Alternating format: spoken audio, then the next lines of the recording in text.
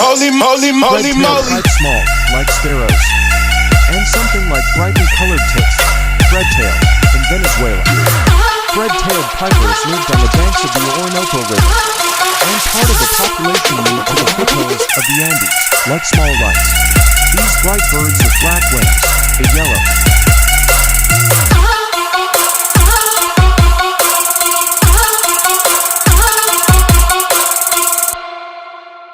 One lives in Mexico, the Veracruz district. The second pipra mentioned is found in Panama, the third in Colombia and Ecuador.